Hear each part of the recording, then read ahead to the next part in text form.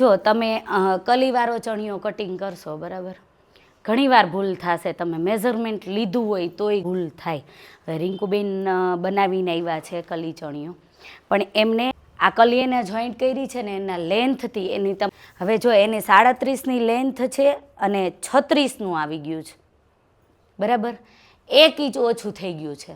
હવે તમને એમ થાય કે મેં કટિંગ તો પૂરેપૂરું કર્યું છે, પછી જોઈન્ટ કર્યું, બરાબર. હવે જોઈન્ટ કરવામાં હાથ થોડો ખેંચાઈ જાય તો 1 ઇંચ જેટલું વધ્યું હોય તો તમને શું થાય કે અહીંયાથી આપણે કટ કરી નાખી, બરાબર.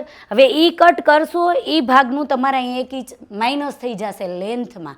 હવે આવી રીતે જ્યારે થયું હોય ત્યારે શું કરવાનું, આમ ભેગું કરીને હવે સળંગે સળંગ 36ની લંબાઈ છે, પણ સળંગે સળંગ તમારે 35ની લંબાઈ લઈ લેવાની, બરાબર. એ ઉપરથી જે નેફો બનાવવાનો હોય એ તમે 2 ઇંચનો રાખ્યો હોય લેન્થ વાઇઝ, બરાબર. એમાં તમારે શું કરવાનું, 3 ઇંચનો ઉપરનો આ બેલ્ટ કરી નાખવાનો. 3 ઇંચનો બેલ્ટ કરવાનો, પછી 2 ઇંચનો ચડાવી દેવાનો ચણિયામાં આની સાથે અટેચ કરીને. પછી 3 ઇંચનો બેલ્ટ બન્યો. હવે એટલો બધો પોળો તો સારો ન લાગે, એટલે શું કરવાનું, 2 ઇંચ છોડી અને અને 1 ઇંચનો હોય ને ત્યાં એક નીચે તમે જે બોર્ડર મૂકો શાઇનિંગવાળી કે ગમે એ અહીંયા કમરમાં મૂકી દેવાની.